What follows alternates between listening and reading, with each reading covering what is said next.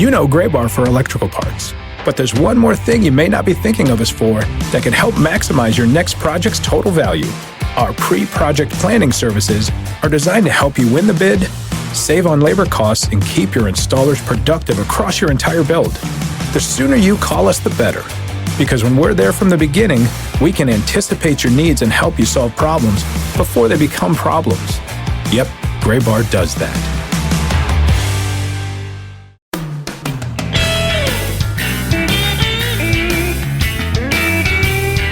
Opening up the month of May on the Minor League Baseball podcast, the show before the show from MILB.com, episode 108. Hi, everyone. I am Tyler Munn. Sam Dykstra is in New York City. Hi, Sam. Hello, Tyler.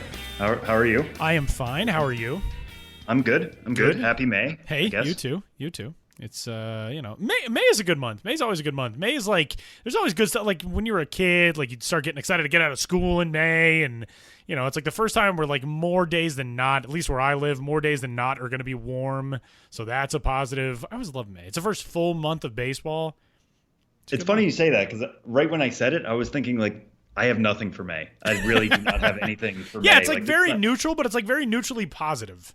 Oh, for sure. Yeah. There's no like big holiday. There's Mother's Day. Yeah. So happy preemptive Mother's Day to all the mothers out there. Which I'm sure I'll forget by the time it's actually Mother's Day.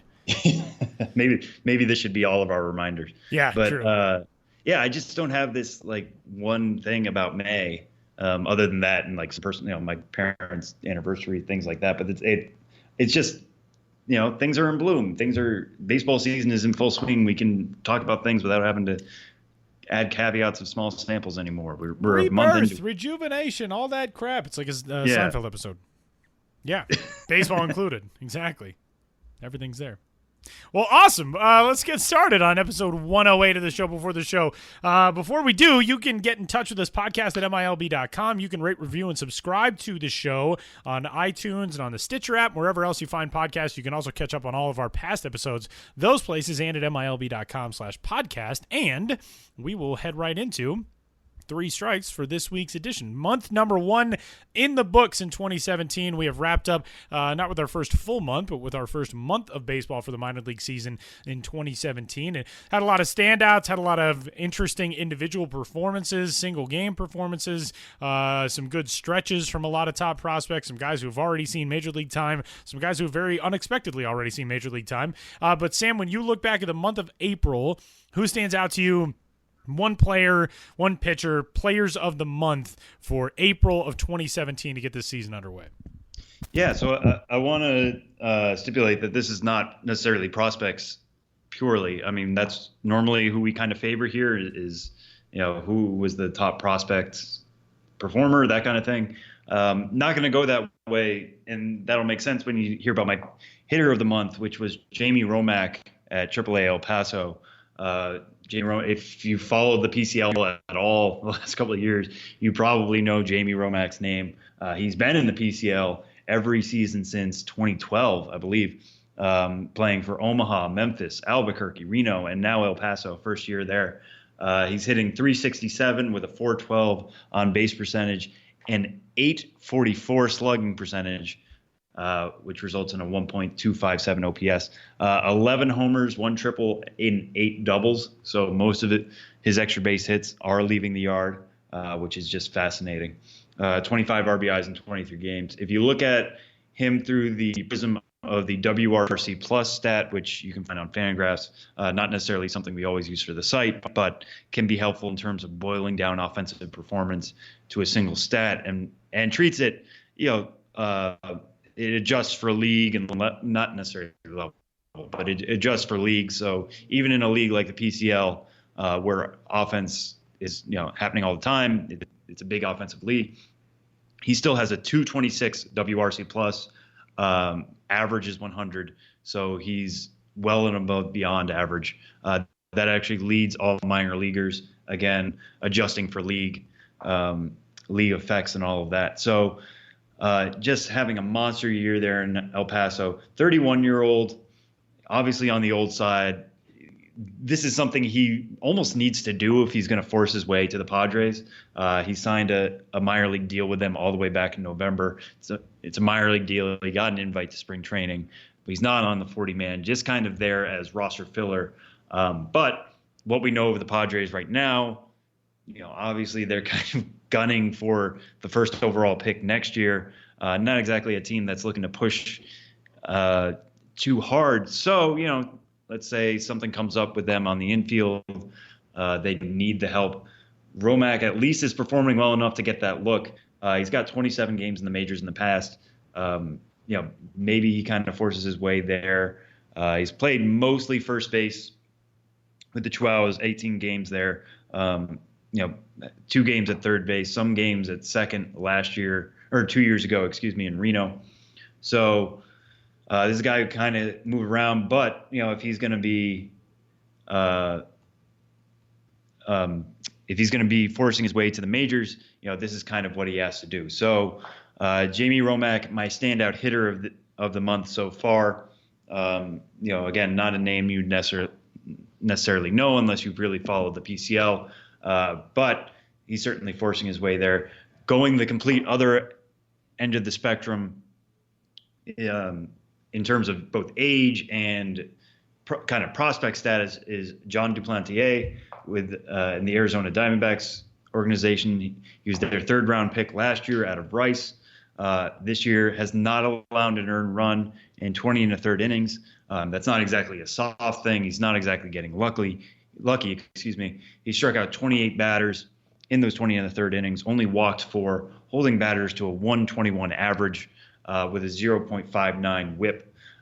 He ranks at number 8 in the D-backs organization. If you've heard us before, if you followed our farm system rankings, we're not entirely high on the D-backs in general, but he's kind of cementing himself as one of the standouts in that system. If he's number 8 now, given the start he's had at Class A Kane County, that's only going to help his profile. He is a college guy, like I said, coming out of Rice. I think he finished 2nd last year among D1 pitchers in strikeouts. So he's probably somebody who shouldn't be at the Class A level. A lot of college pitchers, if they're as talented as we believe Duplantier can be, they usually start out at the Class A Advanced level. Maybe the D-backs kind of wanted to hold him back. He's had a history of shoulder problems. Just get him that base level. He didn't pitch very much at all in the pros last year. Only 1 game, got 1 inning in, walked 2 batters, struck out 3. So they want to establish that base level for him before throwing him into the deep end that is the Cal League when he gets the push to Visalia.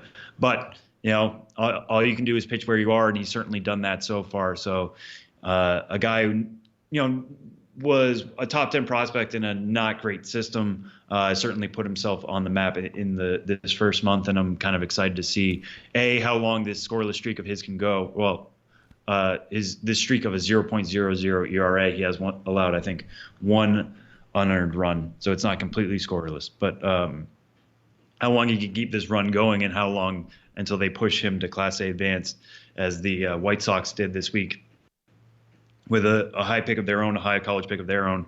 Well, a high college pick that they acquired in Dane Dunning from the Nationals, who was absolutely killing it at Class A Kannapolis and eventually got pushed to Class A Advanced Winston-Salem. So it is about that time. If you are really dominating, sometimes you'll get that push. What that means for Duplantier, we'll have to kind of watch if they're going to do it quickly or if they're going to hold him back until the first All-Star break. But he's becoming a very intriguing arm in that Arizona system. Yeah, that first month is kind of an interesting separation benchmark in the minor league season. If you see guys go out and really tear it up for the first 3-4 weeks of a season, oftentimes organizations will say, okay, that's enough for us to see what this guy can do at the next level. If not by early to mid-May, then in a lot of cases, guys will stay until the All-Star break at a certain level to see if they can sustain or build on some early success. I'm going to go to the Chicago Cubs organization for the position player selection that I have in this conversation. That's Heimer Candelario, is a corner infielder with the AAA Iowa Cubs. Through 22 games so far this season, he's slashing .316, .435, .671 with 11 doubles, 2 triples, and 4 homers. He's also walked 14 times in 22 games. He struck out 22 times, but he's reaching at a very good rate. The thing about Heimer Candelario to keep in mind is he doesn't have anywhere to go at the major league level. Chris Bryant's blocking him at third base. Anthony Rizzo is blocking him at first base. So this start is very good for Candelario. It's very good for the Cubs in that it turns him into a more attractive piece going forward for potentially a deal down the road, whether it's at the deadline, whether it's sometime this season, for the Cubs to ship him out in exchange for some other type of talent. We have seen Theo Epstein is obviously very adept at being able to make those deals. Last year, the Cubs gave up a ton in order to get a stopper of a closer in Aroldis Chapman. It worked out for him. They got a World Series. So somebody like Candelario having such a hot start bodes very well for all parties involved, and it puts the Cubs and Candelario in an advantageous position going toward the early to middle stages of the 2017 season. Pitching-wise, I'm going to stay in that same division, the Cincinnati Reds organization, and go with Tyler Mahle of the AA Pensacola Blue Wahoos through 5 starts in April. Listen to these numbers. 4-0 record, wins, losses, whatever. 0.55 ERA with a 0.52 whip, walks plus hits per inning pitched, an opponent's average of 104, and 34 strikeouts against 6 walks in 32 2/3 innings. He's only given up 2 runs, both of them earned on 11 hits. And, oh, by the way, he turned in a 9-inning perfect game back on April 22nd. In that game, Tyler Mahle's game score was, I believe, a 103. It was the first perfect game in the Southern League since 1970. And a 103 game score, just to put it in perspective, Kerry Wood's 20 strikeout game for the Cubs back in 1998, I believe it was a 105 game score. Clayton Kershaw's no-hitter a few years ago against the Rockies, that was a 103. So Tyler Mahle, pretty good. Pretty good day for Tyler Mahle, who turned in a perfect game on April 22nd against Mobile. And so he's my guy on the pitching side. And Sam had one more note on this topic. Yeah, so I just wanted to offer one kind of quick correction on Jamie Romack. I mentioned he had been in the PCL every season since 2012. That's not entirely true, which only makes this even more interesting, I think. I completely skipped over this when I was looking at his player page. In 2016, he was actually in Japan playing for Yokohama, played 30 games there, hit only 113. So this was a guy who tried to follow that almost – it's going to become the Thames rule, going forward probably. Trying to go abroad and do well there to reestablish your value, or stay there for a while, become an all-star, make your money there, whatever. And it didn't work out for him. So he comes back, the Padres sign him basically as depth. Like I said, he's played most of his time at first base, not going to knock Will Myers off first base anytime soon. But to see him have this month, I'm sure is a huge relief to him. Show himself, at 31, that he can still perform, in pro ball, period. And if he can kind of carry this even in the PCL, again, knowing that it's an offensive friendly league, if he can kind of push this, maybe he'll get back into the majors for the first time since 2015 with Arizona. Strike 2 this week, Sam. Through the first month of the season, some guys have stood out for what they've been able to do in a surprising fashion. Who is giving you that nod as the most pleasant surprise in the early going this year?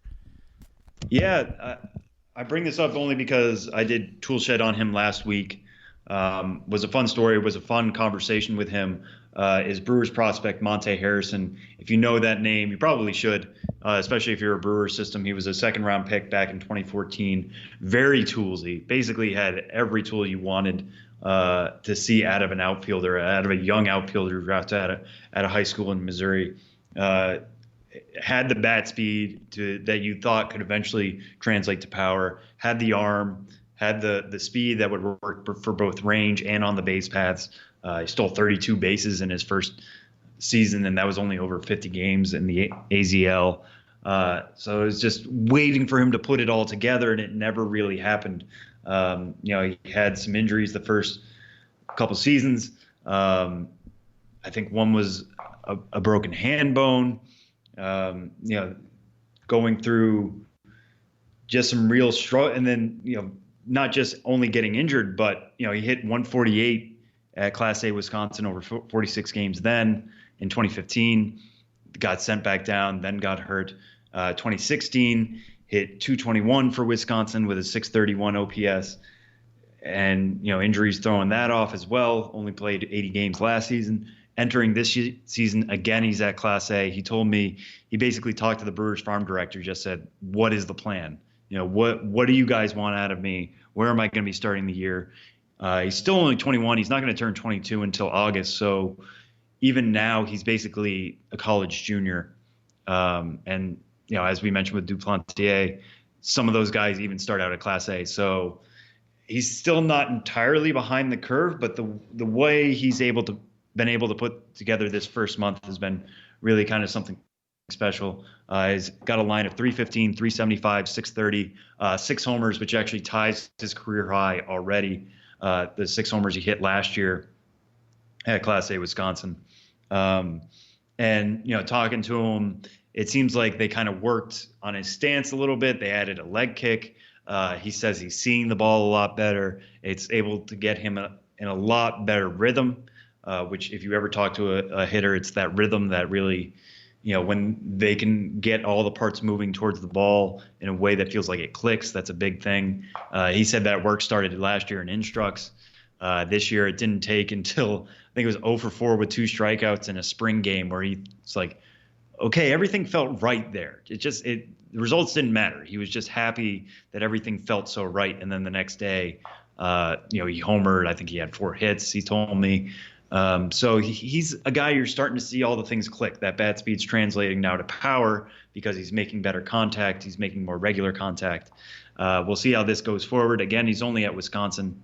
You kind of hoped at this point in his career, based on his draft status, based on the way we kind of project him without the injuries, you would hope he would have been at least a AA at this point. He's not. He's still young, still developing, still has all those other tools, still has pretty good speed, still plays a really good center field. So if everything clicks there, it's just another tool. Or not another tool, he's just another really good prospect in that Brewer system that is already kind of loaded with outfielders between Lewis Brinson and Brett Phillips at AAA Colorado Springs. They just added Corey Ray in last year's draft. He's starting out the year at Class A Advanced Carolina after some injuries held him back and extended for a little bit. So Harrison was kind of in danger of falling behind, not only in terms of levels, but just in terms of how the Brewers were looking at their future. The way he's performed this first month, he's put himself right back into that conversation. And a Brewer system that we thought was already exciting gets even more so if he gets really hot here over the rest of the year.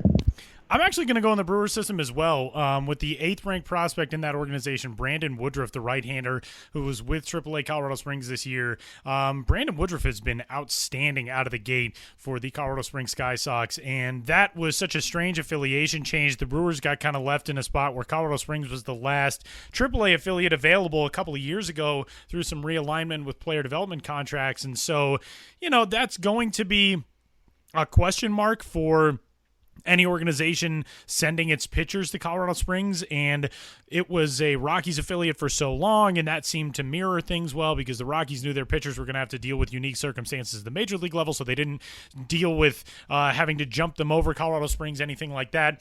What I like with the Brewers, though, they haven't shied away from that either. And I think it would be very easy for organizations to say, this is a very difficult pitcher's environment. We're not going to deal with sending our guys there to get their heads kicked in and break down their confidence and that type of stuff. Milwaukee hasn't done that. Josh Hader has gone there. Hader's experienced some success. This year he's 2-2 with a 4.38 ERA through his first 5 starts, a whip of 1.42. Opponents are batting just 209 against him. But Brandon Woodruff, through 4 starts so far this year, a 1.61 ERA in 22 1/3 innings. He has struck out 17. He's walked 6. His whip is under 1. It's a 0.99. Opponents are batting just 200 against him. I talked to him last week for a story, and he said, we heard all the things, coming out to the PCL, especially with us pitching in Colorado Springs. Your breaking stuff isn't necessarily going to be as effective. Mistakes are going to hurt you a lot more, but I'm really not that overly concerned about it. I just go out and I try to do the things that I know will make me successful. And that, to me, speaks so much to the maturity of not only Brandon Woodruff, but the guys on that staff. And I think he feeds off of, you mentioned some of the guys who are on that roster, Lewis Brinson and Brett Phillips, and Ryan Cordell is part of that team as well. Some very, very good talent on that AAA roster in the Brewers organization. Those guys all seem to be building off of each other. There's a lot of talent in that clubhouse, and it seems to be feeding success. The position players doing it for the pitchers and vice versa. area. But for Brandon Woodruff, I mean, I think for a guy who jumps up and is going to be a little bit in the shadow of Josh Hader, going to a new level and showing that you're able to just jump right in, be successful, not worry about the circumstances of where you are, how much of a struggle it could be. Last year he made the jump from Class A Advanced where he was dominant through 8 starts, and he took some lumps in his Double-A debut, but over 20 starts there, adjusted, saw that road out, and was very, very good in total, a 3.01 ERA over 20 starts, 124 Ks and 113 and 2/3. So I guess I shouldn't say that it's a shock, but it is a pleasant surprise to see a guy like that make a climb into a difficult environment and not be phased at all by it. So that's been a very good thing for the Milwaukee Brewers organization. Very Brewers-centric in strike 2. And strike 3 this week, Sam. We saw some cool stuff over the last 2 weeks in the Pittsburgh Pirates organization. Dovydas Neverauskas, the relief pitcher, became the first Lithuanian-born major leaguer ever called to the big leagues in the Pirates system. And then when his big league cameo was done, he was sent back to the minor league so the Pirates could bring up the first ever African-born major leaguer in South Africa's Gift and Gope, which was an extraordinarily cool thing to see. And both of those promotions not only make history, but kind of just make you feel good about guys' stories and the way guys are able to, somebody had the quote, "If I had $1 for every time somebody told Gift he was never going to make it, I'd be a very rich man." So it's cool to see stories like that where guys overcome very difficult roads to get to the big leagues and are able to make history in the process. This week, we saw another crazy one in our guest for this week's edition of the show, which is a very unique situation in, again, the Pittsburgh Pirates organization. Catcher John Bormann started a day in Class A Advance and ended it in the big leagues with the Pirates for a very, very brief cameo, but still a very interesting and unique, even though short-lived situation. And apparently the Pirates are just all about creating these crazy situations over the last few weeks. But if you had to pick out a relatively plausible, maybe not likely, but fascinating promotion for somebody this season, who's it going to be the rest of the way? Yeah, so I wish I had one on the tip of my tongue. There's some prospect out there who's born from a very, off the map, or born in a very off the map locale, who would be leading the charge for his country or the way we view their country in baseball, and it just none of that particularly came to me. If anybody knows of one that you're rooting for, please reach out to us. Let us know. We'd be glad to retweet you. These stories are great, not only for the sport, but just in terms of us, and like how we cover the sport and all that kind of stuff, all the stories we get to tell. I love that stuff. So, but the one I kept coming back to, in terms of who I would just love to see called up at some point this year, is Richie Schaefer. If you remember the offseason, we talked about him a little bit. We certainly had some stories about him, between all the different teams that he had been traded to. He was traded to the Mariners, DFA'd by the Mariners, claimed by the Phillies, DFA'd by the Phillies, claimed by the Reds, then claimed by the Indians, and eventually was DFA'd by the Indians and sent down to AAA Columbus. So for all of that, movement, one of my favorite questions in talking to guys who are traded or moved in some way is, how do you approach that? Do you approach that in terms of all these teams want you, or all these other teams are deeming you, losable? We can kind of get rid of this guy. He's kind of just an extra spot on the roster. For Schaefer, the reason I bring him up and not somebody like Adam Brett Walker is that Schaefer is actually having a pretty good start to his year. He's hitting 280. He's got a 402 on base percentage, 533 slugging, so that results in a 936 OPS. 5 homers, 4 doubles in his first 22 games at AAA Columbus. He's walked 16 times in there, 23 strikeouts. So he's doing basic, Richie Schaefer things, which is striking out a little bit more than you'd like, but certainly reaching base at a much improved clip than he has before at the AAA level. He had just a 329 OBP last year at AAA Durham. He's certainly improving that that approach anyway in his time at Columbus. So Indians, we expect them to be contenders, it would just be really interesting after all this movement of all these teams that have decided he's not really worthy of being on their 40-man. It would just be fascinating if he kind of stuck his nose up at all of them and just decided, you know what, I'm not just roster filler. I'm not just here to be an organization guy. I can be helpful to a major league team right now. And they make that work, or, they find a spot for him, in that Cleveland outfield at some point this year. They've been pretty good with health in terms of that right now. Even Tyler Naquin is with AAA Columbus right now. So they may not need him in terms of that major league depth quite yet, but boy, would that be a fascinating story if he were still able to crack the majors in 2017 after that tumultuous offseason. I gave you a name of somebody that I was going to go for, and then as you were talking, I changed it. So you lied. Don't hold it against me. So basically, I lied, is what I'm saying. Yes. But a guy we've discussed on this show before during this season, and who is making this more and more every day seem like a very distinct reality this year, is the outfielder Anthony Alford in the Toronto Blue Jays organization. And the reason he's so fascinating, we've talked about his story in the past. A former college football player, played at Southern Miss, played at, I believe Mississippi State was his other school. And now, of course, I'm going to have to Google it while we're on, which is so terrible. Ole Miss, I'm sorry. Ole Miss and Southern Miss. I'm so sorry, Mississippi State and Ole Miss fans. You're going to hate me forever for confusing your two schools. But anyway, Anthony Alford, formerly a college football player, was drafted by the Blue Jays, continued to play football over the course of his first 3 professional seasons. He combined to play just 25 games, and then decided after 2014 that he was going to be full-time baseball. So he went to the Australian Baseball League. He jumped into Class A Advanced out of the Class A level in 2015. He started with Class A Lansing, then went up to Class A Advanced Dunedin. Then in 2016, spent the entire season with Dunedin, 92 games there. This year, he's jumped up to Double-A New Hampshire and is on fire. And people saw this from Anthony Alford when he was an amateur player, when he was drafted. They saw the athleticism, they saw the baseball aptitude, they knew he was going to be good. But the issue was, had he lost too much time developmentally with 3 years in which he really didn't focus on baseball full-time because he was still pursuing the football thing.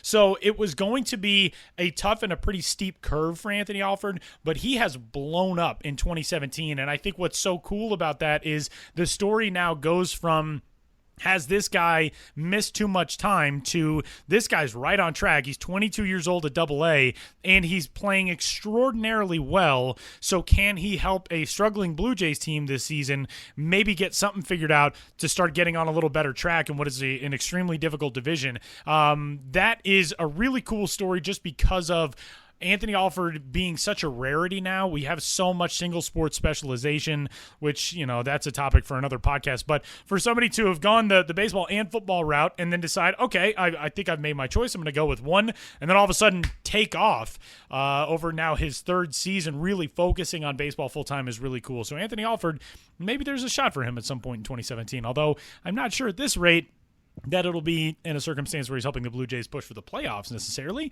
But, we'll see. Things can change. Yeah, definitely. And the funny thing is, even if both of our situations happen, they're still not as out of left field, right, as somebody getting called up straight from Class A Advanced, because we just can't even fathom that. That just doesn't happen really ever, unless it's an emergency situation, which is what the Pirates needed. They needed a catcher, and that's what happened. So even given the entire minors, we come up with 2 examples here, and then they still don't beat real life, which is awesome. Right. Because I want that possibility still out there, that real life can beat our expectations. Absolutely. And as we discuss promotions and things of that sort, just got a note sent across on the old Slack line from our good buddy John Parker. Walker Buehler has been promoted to Double-A Tulsa in the Los Angeles Dodgers organization in the Texas League. Buehler, the right-hander in the first-round pick in 2015 out of Vanderbilt, coming off a Tommy John surgery after he left college and was moved into the professional ranks last year. He made just 3 total appearances between the rookie-level Arizona League and full-season Class A Midwest League. This year, he started off with the Rancho Cucamonga Quakes in the Class A Advanced California League. His innings have been very heavily monitored and managed, but through 16 and a third innings, Walker Buehler has struck out 27 batters with 5 walks. He's allowing a 143 opponent's average and a whip of 0.80. So the Dodgers think, yeah, he's probably ready for something a little bit more challenging. So Walker Buehler is on the way up. Your thoughts on that? I think this is kind of to be expected. We sort of figured, and we talked about this before the season started, if he started strong, he probably wouldn't be long for the Cal League. So this isn't a huge shock, but it's a very encouraging sign for the Dodgers and for Buehler. Yeah, I actually wrote that in today's prospect roundup. Basically, if he was going to continue this, it was going to be a pretty good sign that the Dodgers were going to push him, not necessarily aggressively, but the only thing that could really hold him back is how they view his health coming off the Tommy John surgery. I think it was back in August of 2015. So the fact that they are pushing him to Tulsa shows them that, the Cal League wasn't presenting the challenge they thought it might.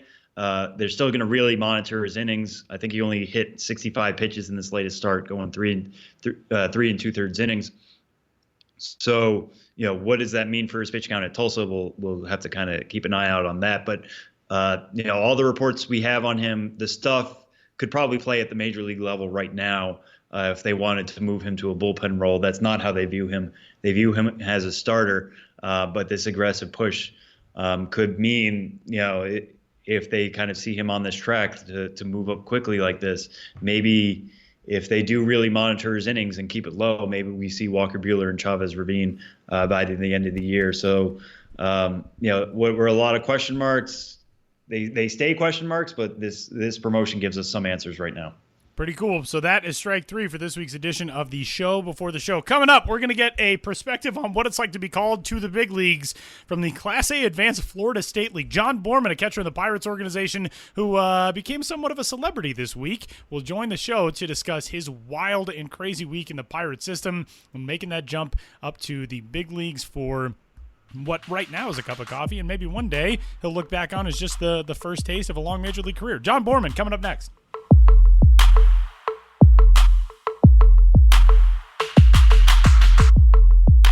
Well, if you go to the MILB.com player page for one John Bormann, you will find, as of this past week, on April 30th, 2017, this line, quote, Pittsburgh Pirates selected the contract of catcher John Bormann from Bradenton Marauders. And then as of May 1st, quote, Pittsburgh Pirates optioned catcher John Bormann to Bradenton Marauders. And with that, we welcome in one of the most famous big leaguers of the last week, John Bormann. John, welcome. How are you? Guys, I'm doing great. Thank you for having me. This is such a crazy story, and we're so excited to get a chance to talk to you and have you on. And for those who do not know, John, this past weekend was all set to get ready for a Marauders game, taking on, it was a road trip to Charlotte for 3 games, the 28th to the 30th, and then starting a series, actually a Sunday start date, or a Monday start date for a series at St. Lucie. But this weekend, you go to the ballpark, you get called in and told that you're jumping from Class A Advanced to the big leagues. Take us through this story. Well, I was excited. I was in the lineup. I was getting to catch one of our prospects at Sunday day game. So I had just come in from BP. We hit in the cage that day. I was taking a shower, putting my uniform on, and our assistant GM, Kyle Stark, was there watching us and making some notes. And so he came out of the office and said, John, I need to talk to you for a minute. So I'm on my way into the office, and I hear our manager here, Alvarez. As I'm passing by, I hear him talking to Kevin Krause, who's also a listed catcher on the team, about catching Mitch Keller. So I'm thinking, maybe I'm either going up or down here, and maybe I'm going to Altoona. Maybe somebody got banged up ahead of me, and they need somebody today or tomorrow. So I'm sitting down in the office. It's Kyle Stark, it's manager Hera, and a couple of front office guys that were in town. And Kyle Starks starts to tell me, hey, we need you in Miami. And I'm thinking, I think, maybe he's got some different plan. Maybe I'm going to Altoona. He said, no, Cervelli was banged up. Couldn't go his last minute. You're going to the big leagues. And so I don't really recall the rest of the conversation from there, man. My heart started beating real fast, started sweating, and I just had this this huge smile on my face.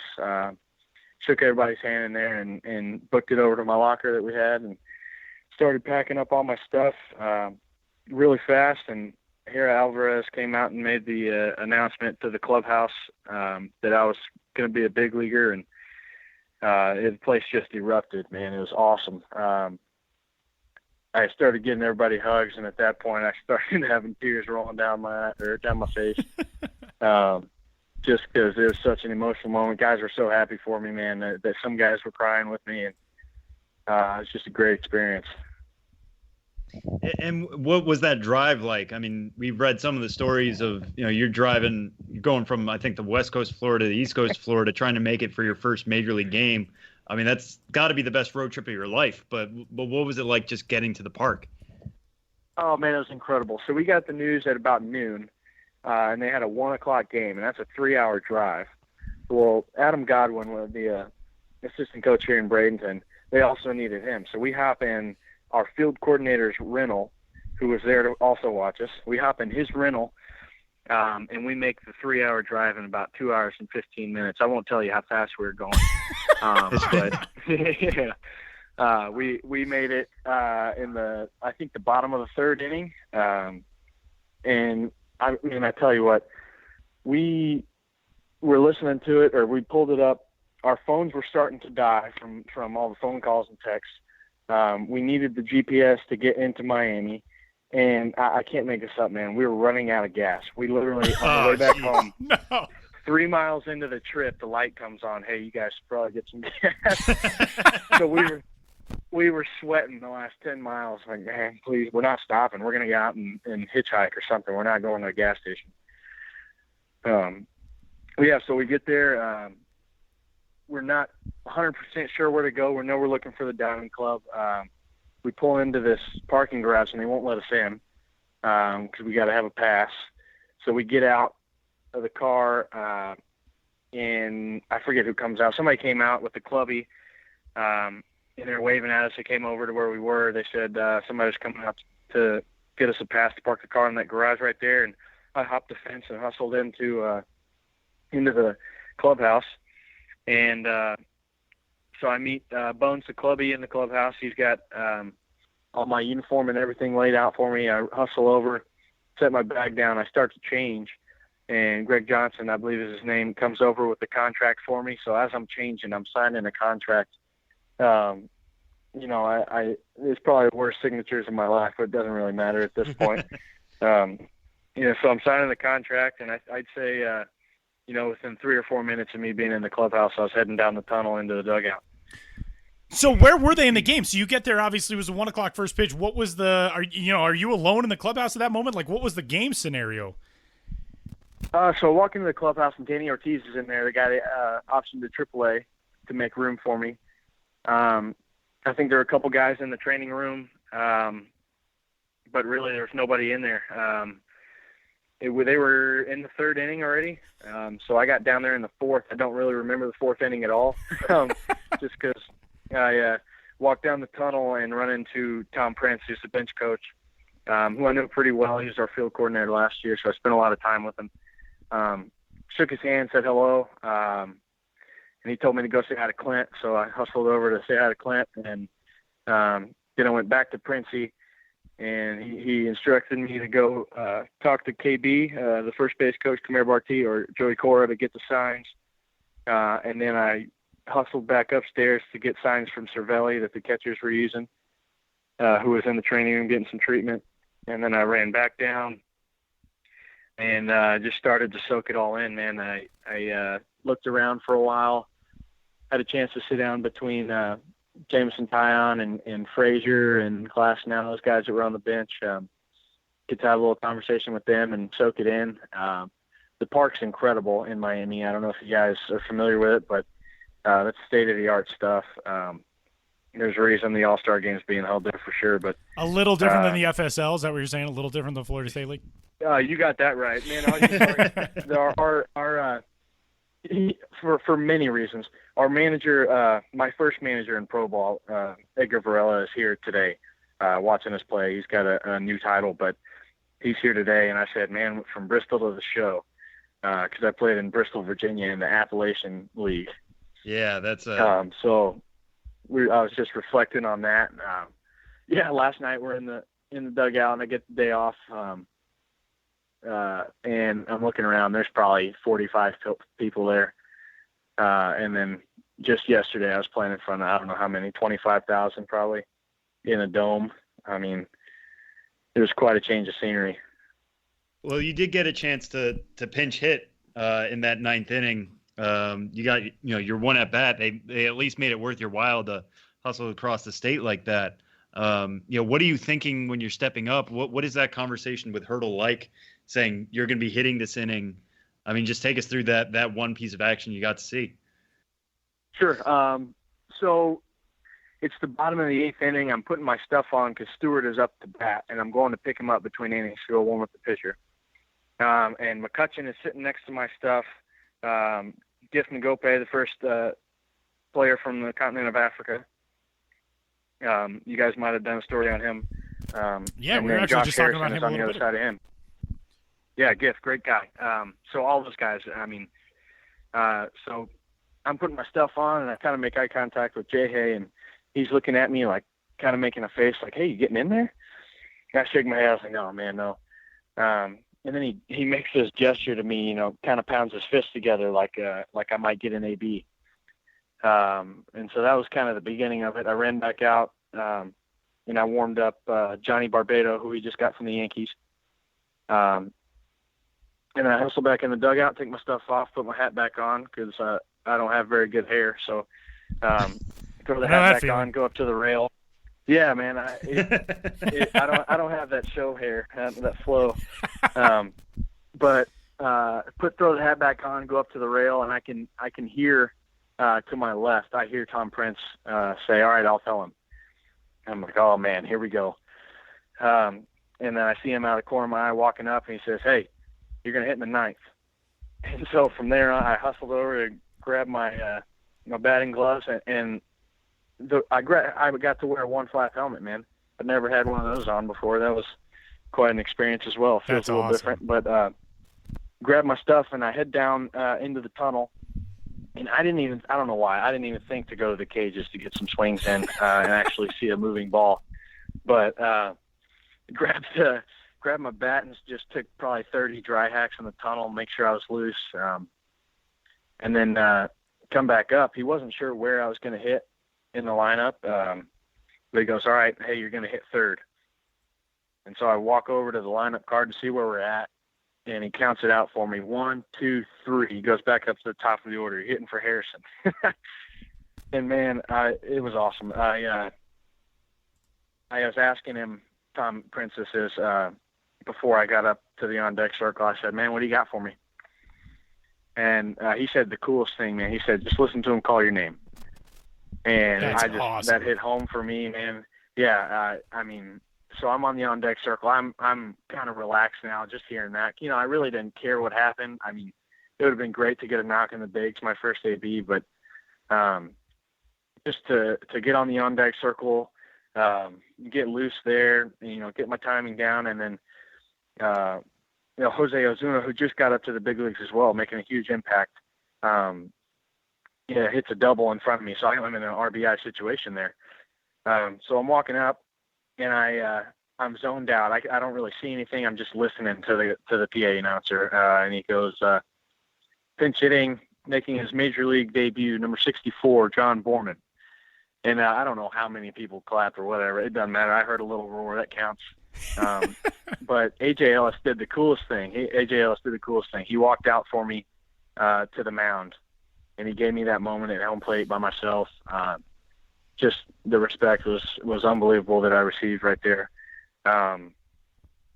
And so he probably told him to give me a cookie, throw a heater right down the middle, so to give the kid a chance. But so he comes back, and I dig into the box, man, and I got a heater. Had some pretty good sync on it. Jarlin Garcia was the guy that I faced. I think he was a top prospect for him that just made it up maybe last year. But it was a nasty lefty, 95, the whole deal. He's a big league guy. Gave me one to hit, and I I took a really good swing at it, man. I didn't get cheated, and just fouled it straight back into Ellis.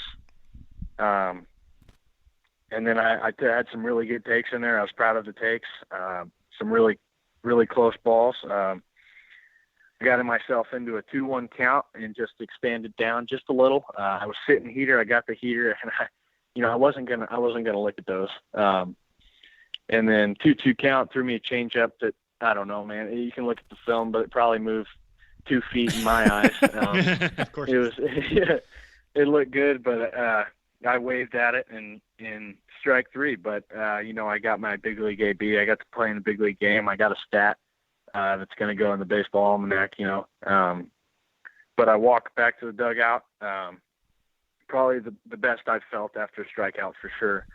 But walked down, and throw my batting gloves and helmet back off in the rack there, and Gift standing there kind of pats me, and then out of nowhere, here comes Jordy Mercer, gives me a huge hug, pats me on the head, and then David Freese, and Yvonne Noe, all these guys just going up and just huge smiles, kind of picked me up. They were so happy for me that I got that chance, and I felt inclined to tell Josh Harrison thank you for giving up his AB. I'm not sure if he gave it up or whatever happened, but just a classy move for them. And you can't say enough about those guys, the way they welcomed me. I wasn't a guy that was in big league camp. I've been over a couple times as just a just in case guy in the spring training games. So I had gotten to talk to him a little bit then, but just the welcoming that I received from the guys that have been established in the big leagues was incredible. And to have them invested in my career right there in that moment and put their own, whatever they got going aside. It was an awesome feeling. It was a first class move by the Pirates, man. I can't say enough about the Pirates organization from top to bottom, just first class individuals. They're training the men and not just the player. And so, I can't say enough about them, honestly.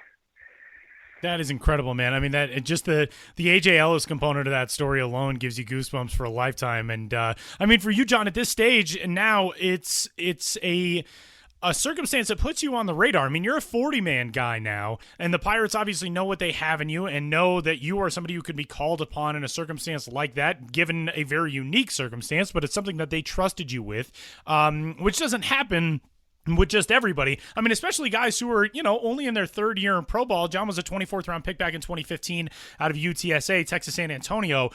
So at this stage, John, you get that as sort of a boost at the end of the first month of a season, and then you get sent back to high A, and now being where you are in this spot with Bradenton, tell us about, I guess, the process of when they let you know that you were going to be headed back, and then getting back in with your Marauders teammates. What is that been like, and how do you kind of mentally, how do you wrap yourself around what that was like over the last couple of days, and now what you have to do going forward in this minor league season?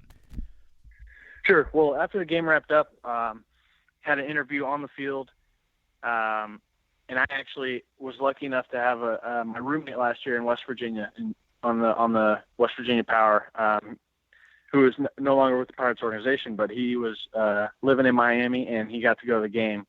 So right after that interview on the field, I went and say hi to him, and it was all smiles there. Head back up into the clubhouse and start getting undressed, pack my stuff up because the guys are eating and packing up, going to Cincinnati. Clint comes up from behind me and says, "Hey, nice job, but we're sending you down." Nice job, but we got to send you back. And I'm like, "Oh man, I understand." He gave me a big hug, and then from then on, guys were coming up. I got interviewed by, I don't know how many guys, 10, 15 people. I can see Garrett Cole out of this corner of my eye, just standing there smiling, listening. It was pretty cool. After the interviews, Garrett Cole, he's like, "Hey, have you eaten yet? Like, what are you doing?" And I said, "No, I'm wearing a cutoff shirt. I don't have any, shorts on." And he's like, "Come on, let's go." And I said, can I go like this?" "Yeah, absolutely. Do what you want." So we walk into the food room. He grabs me a beer, pops it open, hands it to me, and then tells me to just get whatever I want. and we're having, rice and beans, chicken that's falling off the bone, some oxtail, shrimp, all, anything you can imagine. So I served myself a plate. I sit down with David Freese and Tony Watson and Phil Gosselin, sit there and just have a conversation, like I was one of the guys. They're talking about heading to Cincinnati and how the cake was dry, just awesome stuff that I'll never forget. Josh Harrison gave me 2 bats. Cole gave me a cigar. Trevor Williams, who threw that day, gave me a bag of cigar. Just to celebrate that moment. And I had guys coming up, Tony Watson coming up, and all sorts of guys coming up saying, nice job. Thanks for helping out. And John, I just kind of, I'm wondering, with a situation like this, with it's a 1-game cameo, what do you get to keep other than the memory, which is going to last forever? And thankfully we live in the time of TV. So you always have that evidence somewhere, that this happened at the very least, God willing, you get another chance in the next couple of years or even this season. But what souvenirs did you take away from this? Sure. So Bones helped me out, got everything authenticated with a little sticker on it. I thought it was pretty cool. Awesome. I got to keep the jersey with my name on it. I got the hat. I got that tossed out the ball that I fouled off into Ellis. So I got that. I've got the big lineup card that hangs in the dugout with my name written in on it. I've got the 2 little ones that are exchanged before the games, I think. And one of them has Don Mattingly's signature on it, which is really cool. The other one, Clint wrote on it, next man up, congrats. That's awesome. Clint Hurdle, and next man up theme is something that's huge with the Pirates. So I get to keep that. I took I don't know if I was supposed to, but I took the nameplate from above the locker in Miami, number 64 on it. There's not a person in the world who would try to take that back from you. Don't worry about it. Yeah, they were going to have to hurt me to get it away from me for sure. Darn right. So we get back. I think the club, the big leaguers probably beat us to Cincinnati. It took us a little while to get home. But we got back about 10:30, and I pulled all my stuff, and I left that stuff in the clubhouse overnight, just so I could show the guys the next day, and everybody was just so excited. I heard stories. They said they pulled up the AB on their phones and stuff on the computers on the bus, and I guess somebody, maybe Gage Hens, one of our starting pitchers, said he's going in, and from there the bus just erupted. Guys are flying to the front of the bus to try and watch the game on 2 or 3 little phones hanging over the seats. You can imagine what that looks like. They were saying, I heard they were going nuts. They said if I would have gotten a knock, the bus probably would have tipped over. I can't say enough about these guys either, man. My teammates are pretty special to me. The role that I'm in here in A-ball is not ideal. I want to play every day, but having those guys at the park every day is what gets me here. Just being there for these guys, and I've realized my dream now, and maybe I can help them reach theirs. So that's my focus now. Definitely want to get back, but I've had my cup of coffee, and I'm hungry for more. I'm thirsty, I guess you would say. I really, looking back at it, I really want to touch first base. And as funny as that sounds, if I would have put the ball in play anywhere, drop, third, strike, anything, man, I would have ran my best time I've ever run down to first base. So that's my next goal, I guess, moving forwards. Get in the game and go touch first base. That is awesome. That's amazing. John, this has been one of the coolest conversations that we've had on the show, and it's such a unique story, and congratulations to you. Obviously, a guy who really deserves it, and we definitely hope that it's not the last time you see a big league field and you get to touch first base a whole lot in your career, man. Congratulations on this, and thanks a ton for sharing the story with us. It's something that we'll never forget, and you can continue to spread that gospel to the rest of the guys in that Bradenton clubhouse. Congratulations, man. Thank you guys so much. It was definitely a once-in-a-lifetime opportunity I'll never forget.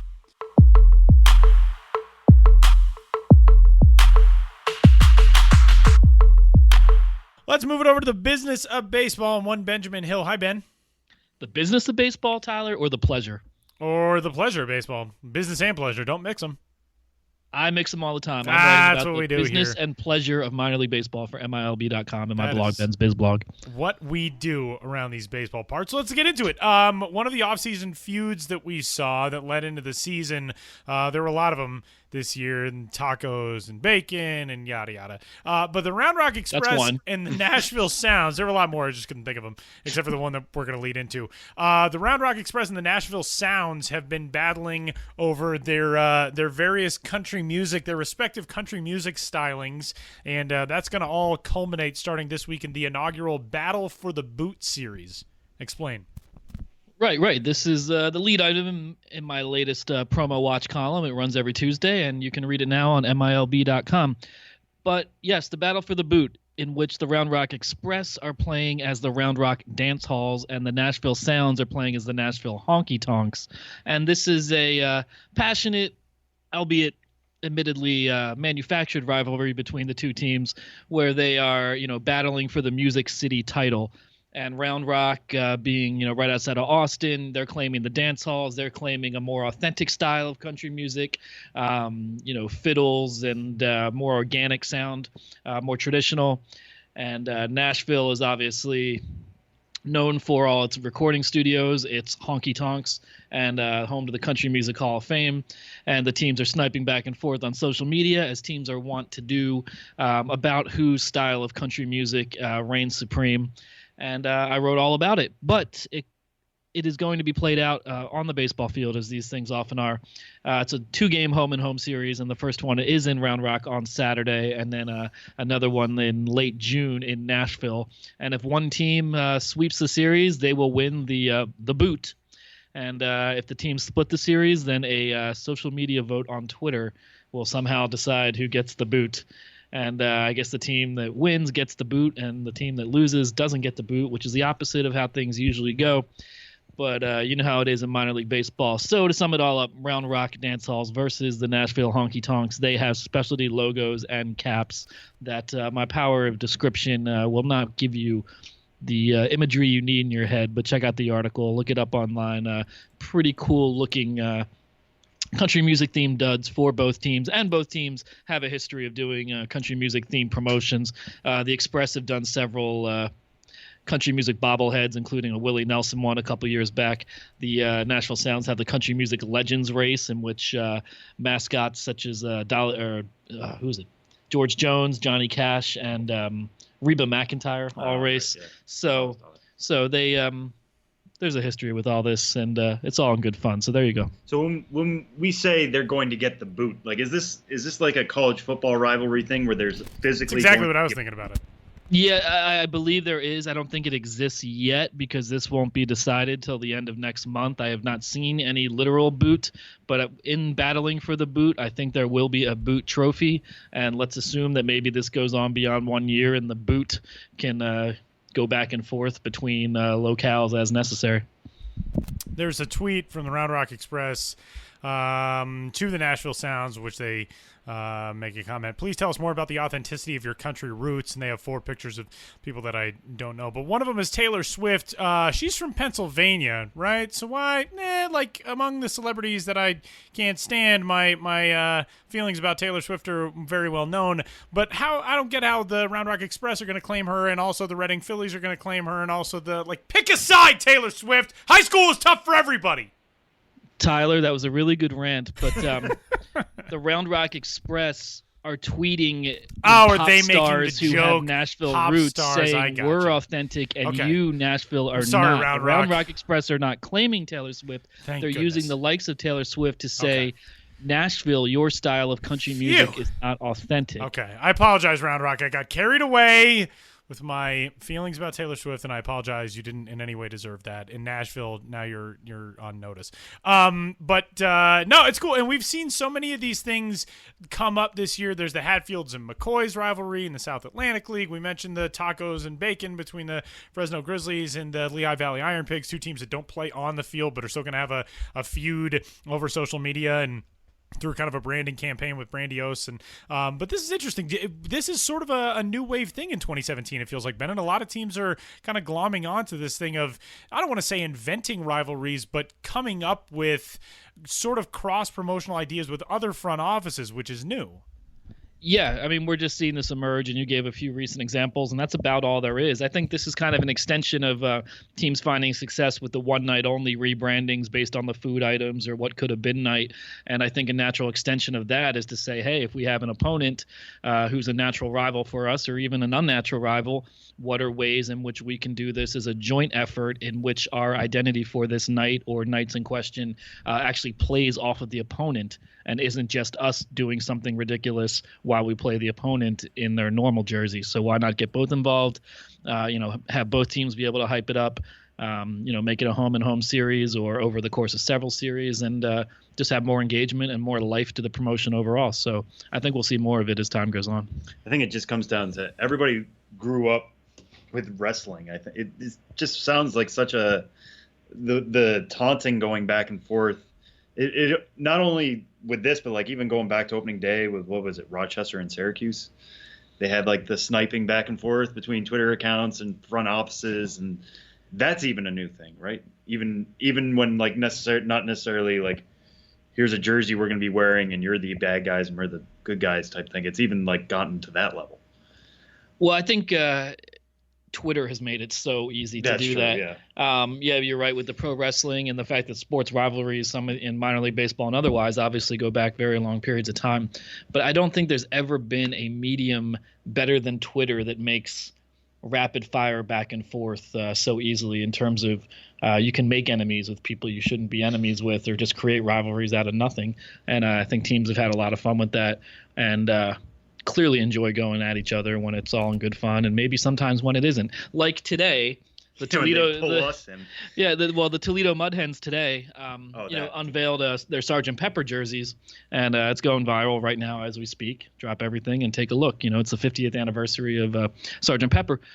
But the Fresno Grizzlies announced theirs 2 months earlier, and just for whatever reason didn't get the same level of attention. And now we have Toledo and Fresno fighting about who had the Sgt. Pepper jersey first and what it means to be first, and they're going back and forth forever. These are the sort of things that just would not happen until the modern day.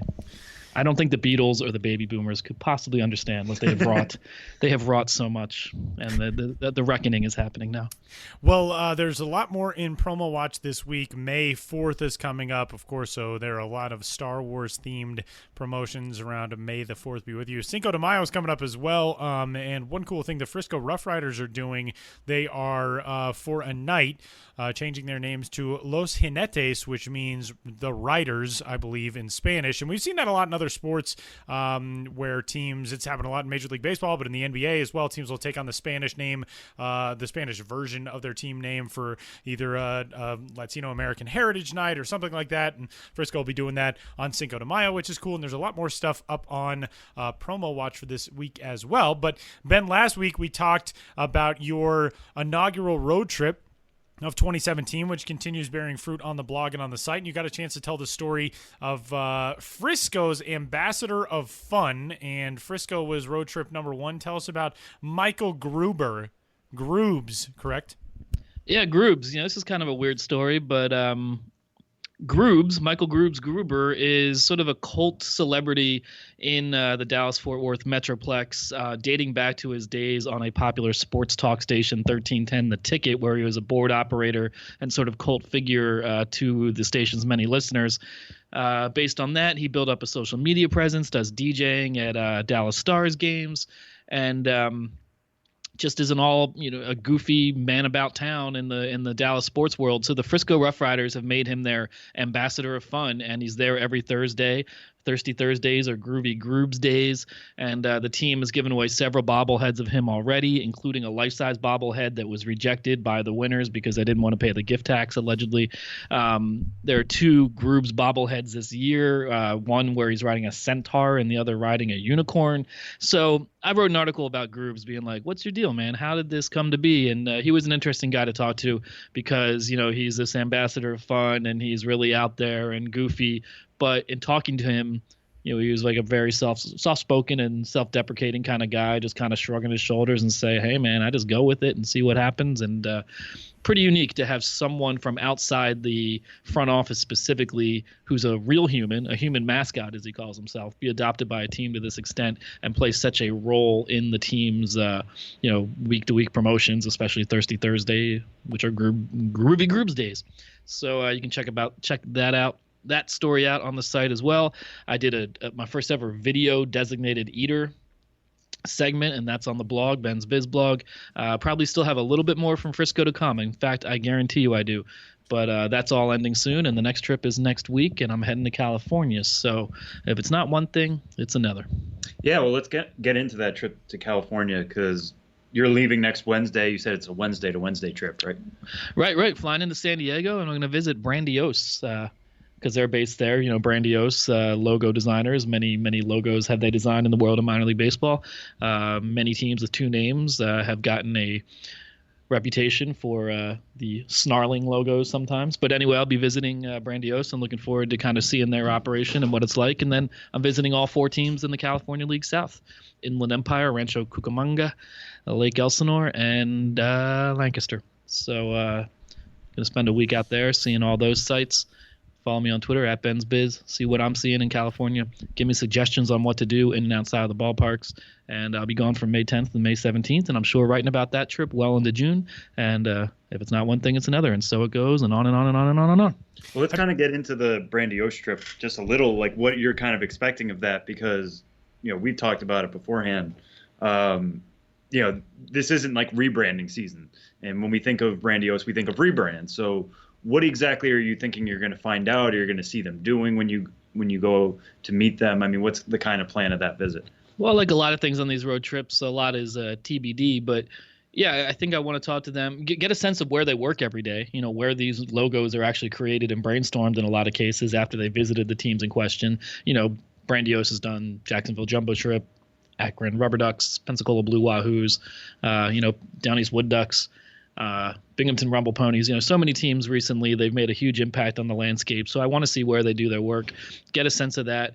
And kind of, Sam, as you alluded to, kind of get a sense of what their year is, in the sense of what are they working on at any given time? What are their timetables for these projects in order for them to be done during, what we call rebranding season? So we talk about Brandiose and logos a lot in the off season over a very specific 2 or 3 month period, but obviously the work is getting done year round to make that happen. So just kind of want to find out what makes them tick. I've known those guys for a while, just writing about logos and seeing them in industry events, but I've never visited them on their home turf, and should be an interesting way to kick off a road trip through the Cal League South. That's going to be really cool, and the intricacies that go into those guys coming up with identities and logos and concepts is fascinating, and so that'll be really cool. It's like that is one big summit of minor league baseball minds. Benjamin Hill and the Brandiose guys in the same place at the same time. That's huge. Yeah, it's gigantic. I mean, just try to wrap your head around it. You probably can't. It's fantastic. Benjamin Hill is on Twitter. He is at Ben's Biz there, and you can check out the blog, bensbiz.mlblogs.com. And you can follow Ben throughout his next road trip, which will be California and the Cal League South. And enjoy it, man. Brandiose should be cool. Have a ton of fun with that. Yeah, thank you. And I don't know the next time I'll talk to you if it'll be on the road or not. But in the meantime, I'm going to give Sam an assignment. And that is, Sam, you have to fix the microphone we use because it's always falling out of place because it's not in the stand correctly because he needs like a Phillips head screwdriver. So I'm going to make this public. Yeah. Tweet at Sam Dykstra MLB, get a Phillips head screwdriver, make the podcast better. Hashtags get a screwdriver, Sam Dykstra. And that's what I'd like to leave you with. And I hope the next time I do a taping with you guys, which I very much enjoy, we have a stand that has been tightened with a Phillips head screwdriver. Thank you. This has been putting me actively and loudly on blast for something we talk about every week that I always say I forget. So, yeah, if somebody wants to tweet me a reminder of that over the weekend, I will go to my nearest hardware store and get on that. I have some furniture I need to put together, too. So there we go. Tweet them at Sam Dykstra MLB. Getting things done on this podcast. Thanks, Ben. Thank you.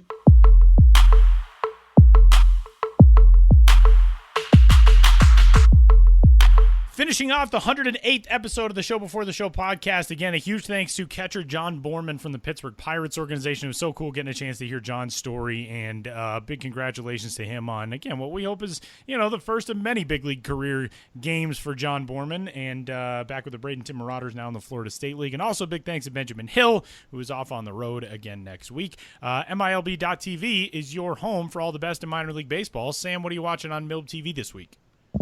Yeah, so I've got my eye this weekend. Vegas heads to Albuquerque for I think it's a 3-game set. They're at least playing Saturday, Sunday.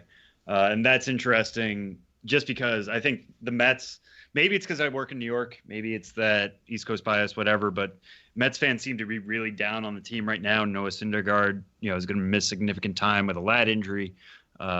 Team's not performing exactly to expectations. But we've always talked up Ahmed Rosario and Dominic Smith. They are off to fantastic starts. Rosario is hitting 409 with a 979 OPS in his first 24 games. Dominic Smith is hitting 343 with a 908 OPS. They are basically meeting or exceeding expectations in Vegas. If there's a place that we think they could thrive offensively, it's definitely in the PCL. But these are guys who are still young. They're still have never played AAA before. And to see them hit the ground running in the way they have is very exciting if you are a Mets fan. Since they're in Albuquerque, it's worth checking out because Albuquerque is an offensive-friendly environment. They could do really well there. But also the Isotopes have Raimel Tapia, who is almost on even better than those two. 385 average, 1.018 OPS. 10 doubles and 3 triples in his 17 games with the Topes. He's a guy who I think at this point should probably be in the majors, but as Tyler can attest, that Rockies outfield, trying to find playing time for him right now is difficult, and that's even with David Dahl on the DL. So they're going to keep him in Albuquerque, let him hit. Maybe he'll find a little more extra power than he's shown this far, although gap power is still pretty good for him.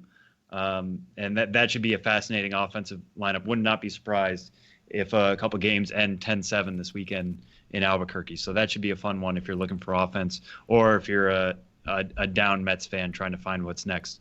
What do you got your eye on, Tyler? Well, to be fair, I don't think it's just an East Coast bias. I think everybody is that down on the Mets, so don't worry. Yeah, there we go. Sorry, Mets It's fans. sweeping the nation. People being down on the Mets. The latest craze.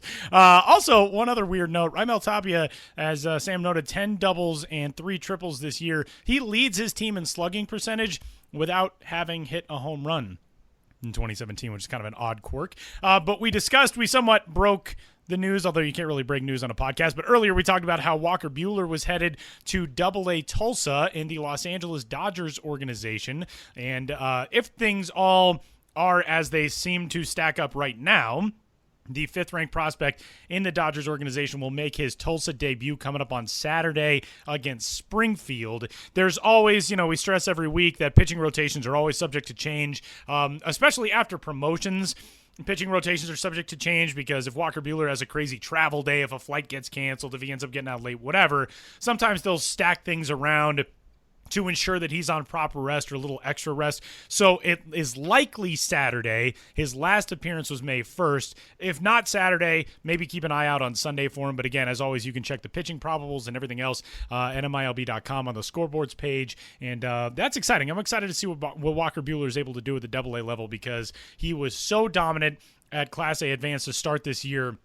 Now it seems like he's on track. You wanted to see coming off of the surgery if he was healthy, if the stuff was still the same. Now it looks like it's full speed ahead with Walker Buehler, and they can really start to turn him loose with AA Tulsa. So I got an eye on that.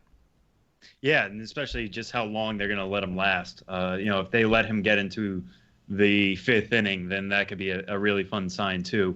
Not only are you getting the most out of your MILB.TV watch, but it would just be a sign that the Dodgers are kind of ready to let him loose. And let him pitch as long as he can show he's comfortable. Hopefully, I would imagine it's going to be a little bit more than the 65 pitches he threw on May 1st. But that's something to keep an eye out for. So that'll do it for the 108th episode of the Show Before the Show. He's Sam Dykstra. I'm Tyler Mon. A big thanks again to John Bormann and to Benjamin Hill, and a big thanks to you as always for tuning in. And we'll talk to you next week.